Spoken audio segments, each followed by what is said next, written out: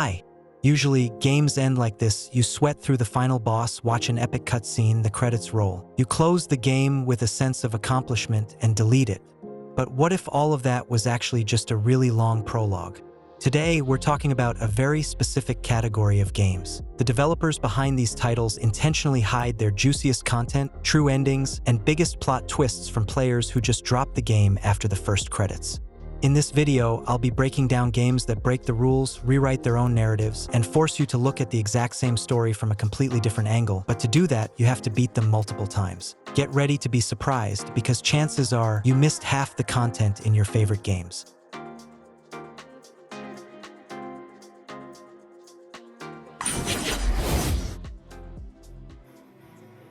Let's start with NieR Replicant and NieR Automata. If you beat either of the NieR games once, saw the credits, and uninstalled it, congratulations, you missed the most important stuff. Yoko Taro, the brilliant and slightly mad creator of the series, uses the first playthrough purely as an extended prologue. You might think you saved the world or accomplished your mission, but you were actually only shown the tip of the iceberg, with all the pain and the characters' real motivations carefully hidden away.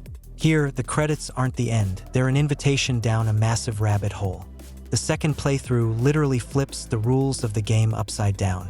In Replicant, you suddenly start understanding the language of the very monsters you've been ruthlessly slaughtering all game, turning a typical hero's fantasy into a heavy psychological drama. And in Automata, not only do you shift perspectives by playing as a different android with completely unique mechanics, but you eventually unlock entirely new story branches, a completely fresh campaign that continues the story.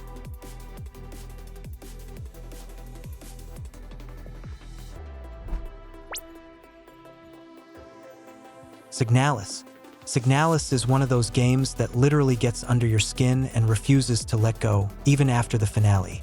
This stylish retro sci-fi horror intentionally traps you in a maze of someone else's memories, pain, and cosmic dread. When you reach the end for the first time, you'll probably just sit there staring at the screen with your mouth open, asking yourself, what on earth just happened? And that's a completely normal reaction, because the first ending is just the beginning of your descent into madness. The real game hides within the concept of an endless loop. To piece together the protagonist's fractured mind and unlock the true ending, you have to willingly step back into the nightmare all over again. On your second playthrough, you start noticing details that previously just seemed like white noise, you gather hidden keys, and you realize you've been playing by someone else's rules the entire time.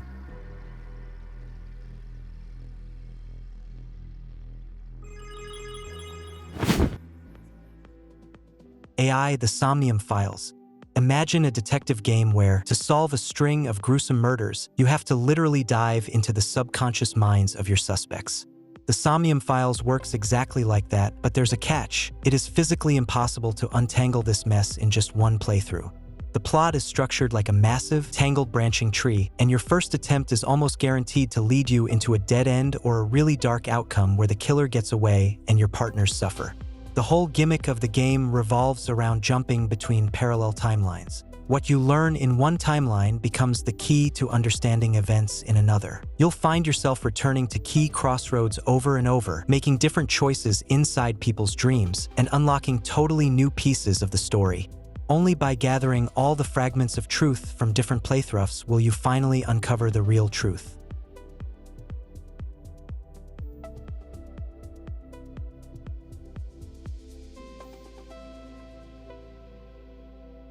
Scarlet Nexus. With Scarlet Nexus, the developers took a really bold step and literally split a massive anime storyline into two equal halves. We have two main protagonists. Right at the start, you choose which one to play as, and once you beat the campaign, just know this, you've seen exactly 50% of what the creators put into this game. You've only seen one side of the coin. The thing is, at a certain point, the hero's storylines drastically diverge, and they end up on opposite sides of the conflict. Playing as one character, you'll be left scratching your head, wondering why your former allies are suddenly acting like enemies and what's actually happening behind the scenes. It isn't until you start a second playthrough that you see completely different cutscenes, discover hidden motives, and try out new combat styles. It is literally two games for the price of one.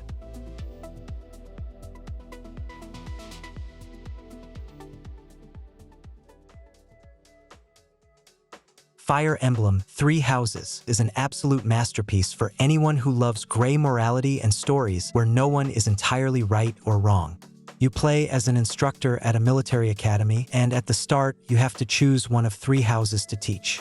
But as time goes on, these teenagers grow up, war breaks out, and your former students from the other houses become your bitter enemies on the battlefield, forcing you to kill them. If you beat the game once, you get an incredibly powerful story, but it will be completely biased. You'll only see the war through the eyes of your own faction. To understand the true motivations of the leaders and find out who is really pulling the strings behind the conflict, you have to fire up the game again and pick a different house. Every new campaign shatters your previous beliefs and shows the events from a completely new angle.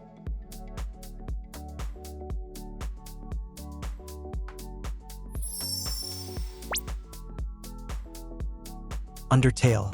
At first glance, Undertale just looks like a quirky indie RPG with pixel art, but it hides one of the most brilliant twists in gaming history. When you beat it for the first time, you'll get what's known as the neutral ending. And as soon as the credits roll, the game will literally talk to you directly and say, "Now try doing things differently." It actively provokes you into hitting the reset button and starting all over again. And that's where the real magic happens. Undertale remembers everything you did before. Whether you choose the true pacifist route and refuse to kill anyone, or step onto the terrifying genocide route, the game will transform beyond recognition. The dialogue, character motivations, and bosses will completely change.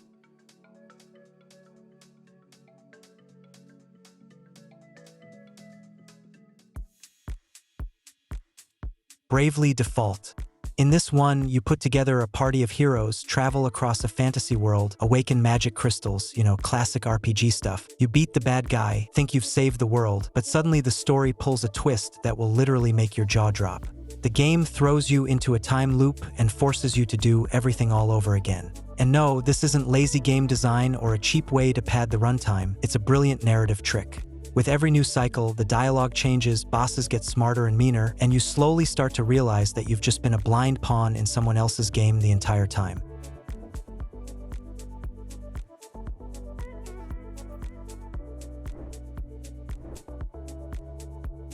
Remnant 2. The concept of "I beat the game" simply doesn't apply here. If you killed the final boss, watched the credits, and uninstalled the game with a clear conscience, just know you've seen maybe 30% of what the developers actually made. The main gimmick of this shooter is that its worlds are procedurally generated, but we're not just talking about random corridors or enemy spawns.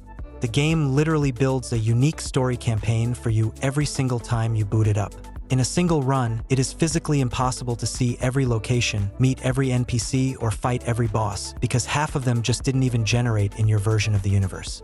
On your second playthrough, those exact same worlds will hit you with completely different global storylines, unique quests, and brand new puzzles.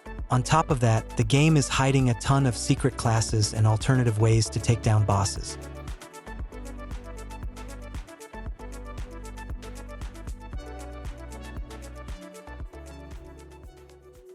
Resident Evil 2.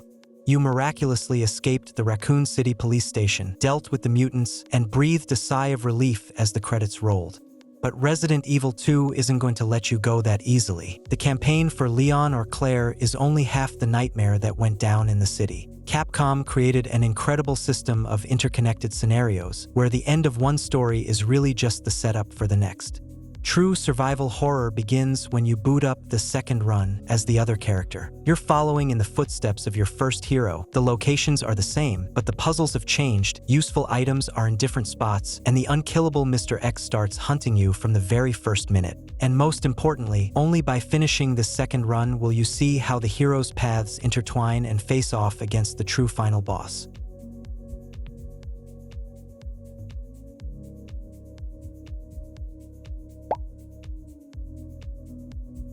Sifu.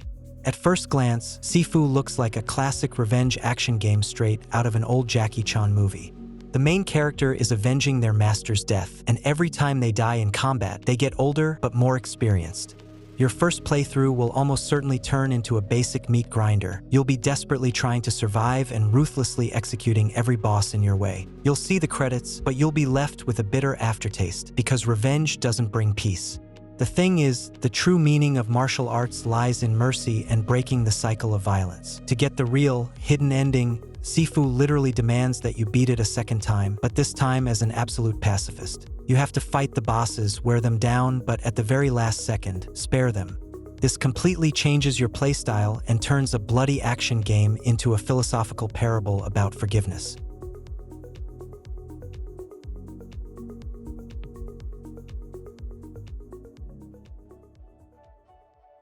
Silent Hill F.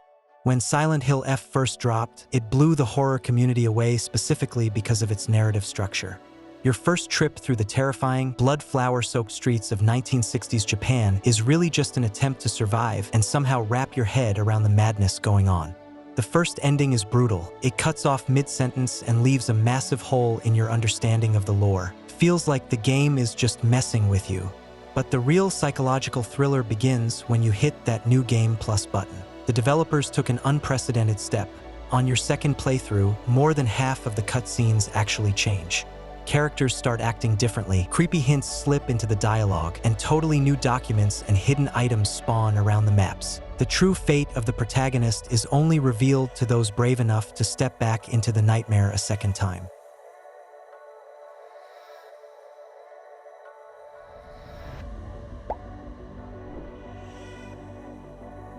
Oxenfree. This is a brilliant indie thriller about a group of teenagers who go to a deserted island to drink, but accidentally open a spatial rift. The first time around, you play through a great, atmospheric mystery. You run from ghosts, build relationships through a very natural dialogue system, and somehow make it to the finale. But try booting it up again on the same save file. The main character, Alex, will suddenly experience intense déjà vu. She'll actually start remembering things from your first playthrough. The radio frequencies start picking up different, creepier signals, new dialogue options open up, and the world around you starts getting even more distorted. You realize that you're actually stuck in a time loop, and the goal of your second playthrough isn't just to escape the island, but to try and outsmart the game itself to break this endless cycle.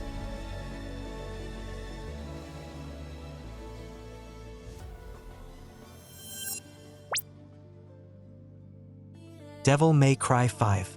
It might seem like Devil May Cry 5 is just a high-octane slasher where you stylishly carve up demons to heavy rock, and you don't really need to pay attention to the plot. But the developers did an incredibly clever job of weaving together the timelines of 3 different characters. On your first run, events jump back and forth in time, and you're constantly seeing your partners somewhere in the background. It's honestly just impossible to piece together the whole puzzle of their intersecting paths in a single sitting. The real beauty of it unfolds on repeat playthroughs. First off, only by starting the game over with a full arsenal of maxed out skills can you actually beat the Demon King Urizen right in the prologue and unlock the secret ending. And secondly, to fully understand the whole drama, you have to play through Virgil's entire campaign. This second playthrough shows absolutely every event in the game from the other side of the conflict and puts a definitive end to the Sparta family drama.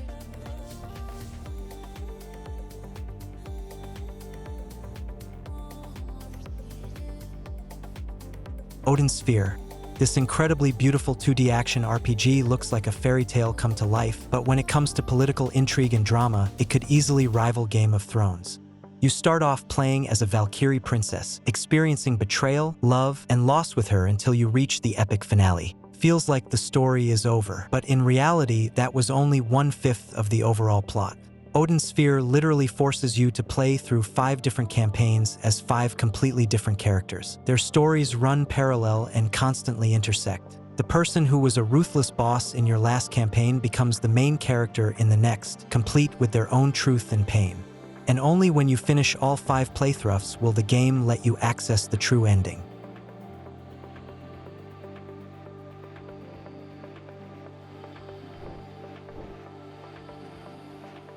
Starfield. Bethesda has always been famous for massive sandboxes where you can live for years, but in Starfield, they pulled a genius move. They wove the New Game Plus mechanic directly into the foundational lore of the universe.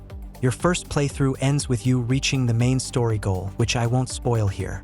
And that's when the magic happens. The second playthrough is a canon journey through the multiverse. Your character remembers everything that happened in the first game. You can use your knowledge of the future in dialogue to manipulate people, skip entire quest lines, or save characters who were doomed to die.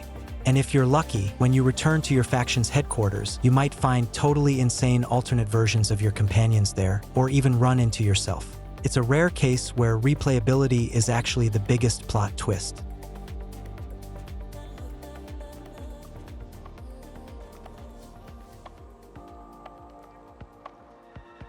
Alan Wake 2.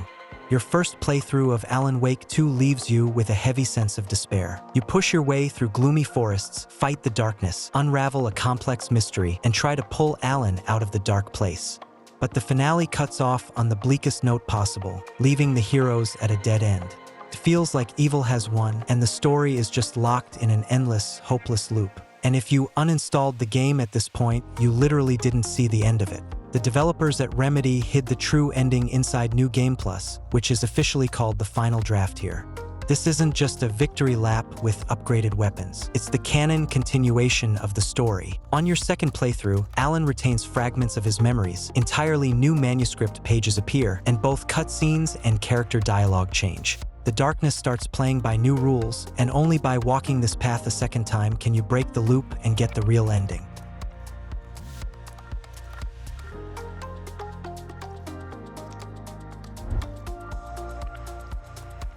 Hades.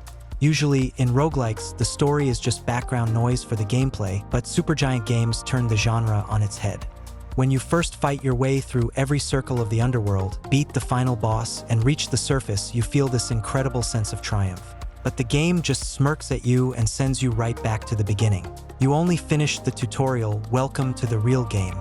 To actually move the overarching story forward, you have to successfully escape about a dozen times. And the game adapts brilliantly. The Olympian gods comment on your past attempts, new secret weapon aspects unlock, and entire dramatic arcs unfold between your runs.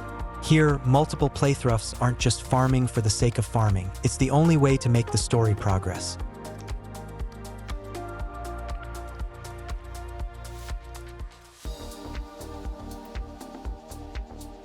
Dragon's Dogma 2. Dragon's Dogma 2 masterfully plays with your expectations of classic RPGs. You have an epic fight against a giant dragon, save the world, reclaim your throne, and watch the triumphant credits roll. Everyone is happy. It's a classic happy ending. But if you're paying attention, you'll sense that something is off about this picture-perfect finale. And the game is actually waiting for you to reject this outcome. If you use a specific blade during the final scenes, you literally break the matrix of this world and trigger the true endgame. This isn't just a bonus level, it's a radical transformation of the entire game. The oceans dry up, exposing new territories, the sky turns red, the most brutal bosses spawn, and most importantly, a timer starts ticking down to the complete destruction of the world. It's exactly in this run, hidden from most players, where the game's true hardcore finale lies.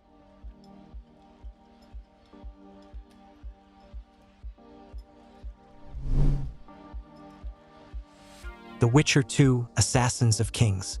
CD Projekt Red did something in The Witcher 2 that developers rarely ever do today. They hid a massive chunk of a very expensive game behind a single choice. At the end of the first chapter, Geralt has to decide who he's going to roll with: Vernon Roche, the Special Forces commander, or Iorveth, the rebel elven leader. You might think this will just change a few lines of dialogue, but nope. That choice splits the story right down the middle. The entire second chapter, which is about 15 hours of gameplay, will take place in completely different locations depending on your decision. By picking one side, you physically lose the ability to see the other faction's camp, play their exclusive quests, and uncover their political secrets. To put the puzzle of this tangled conflict together and understand who is really pulling the strings, you have to play The Witcher 2 at least twice. And both times, it'll be a completely different story. Sometimes the end credits aren't the end of the story, but just a test of your attention to detail and an invitation to peek behind the curtain. And those who have the patience and curiosity to jump back into the game a second time are rewarded with the most powerful and unforgettable experiences.